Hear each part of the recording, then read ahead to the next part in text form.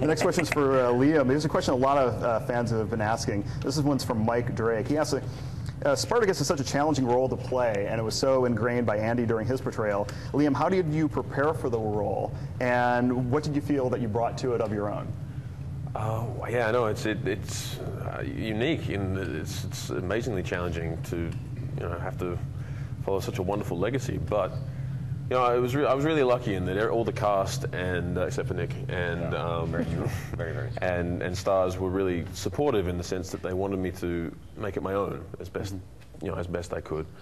And I was a huge fan of the show before this ever happened. So I mean I've watched that 100 times, I think. So I don't know if anything that Andy did kind of filtered through into my performance. I hope it did, but I tried more to work on what I loved about Andy's performance, which was his humanity. The thing that I think sets this show apart from every other show. In fact, I was watching episode 10 earlier today, and it just staggers me how much any character that dies in this show, and there's a lot, you feel. You really feel emotionally attached to all of them. You don't go, oh, I just hated that guy, I'm so glad he's gone. And then there's something about the humanity that's brought to these characters, every character, that makes this show special. So for me, the challenge was trying to bring my truth and my experiences and my life to that character, to Spartacus, that Andy did so well. But at the end of the day, make sure he had that same spirit as best I could, so because if he could feel like Spartacus, you could hopefully embrace him as Spartacus still, which is more important than anything. You mentioned episode 10, without any spoilers, you sort of hinted that this season's finale might actually top the infamous Kill Them All season finale of the first season. Yeah, we joke around. We should have called it "Kill More of Them,"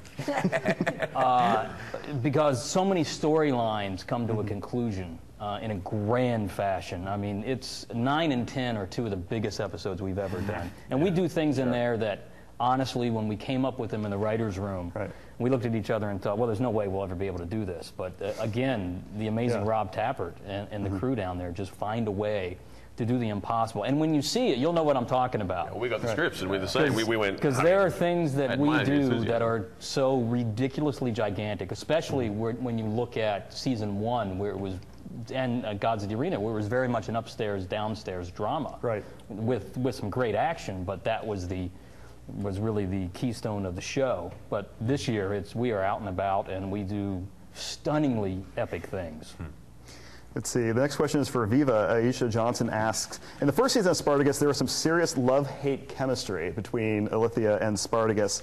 Do you think we'll see more of that this season? Because that's a good question, because they're sort of supposed to be detached, but is there any potential for that this season? Oh, God, I hope so. That would be really good. Who knows? But, chemistry is one of those things you can't create. No, but Liam and I, we did talk about that, didn't we? Yeah, when we have a little bit of a storyline of sorts in season 2, but we can't talk too much about that. Yeah. We see each other. Our eyes lock at times. But yeah, we did discuss kind of the history that had already kind of been developed in season 1 with Spartacus and Alithea, and Liam was very keen to keep going down that road. Hey. Yeah, it was. Well, I mean, from a fan's point of view, I was fascinated by that angle of the show and then the possibilities that had. That it was more than just pure hatred or pure rivalry. It was it was an interesting thing to explore. Just as part of building a character again, and that sort of thing. There's also that kind of extreme class difference between our characters, which I think we found interesting, and I think maybe the chemistry kind of comes from that. Alithea being of such aristocracy and Spartacus being a slave, but they've had sex, as we all know.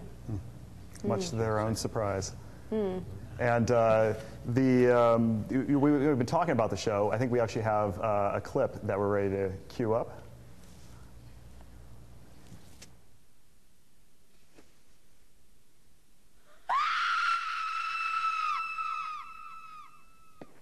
What has happened? Matters concerning my wife, the gods themselves fear to speculate.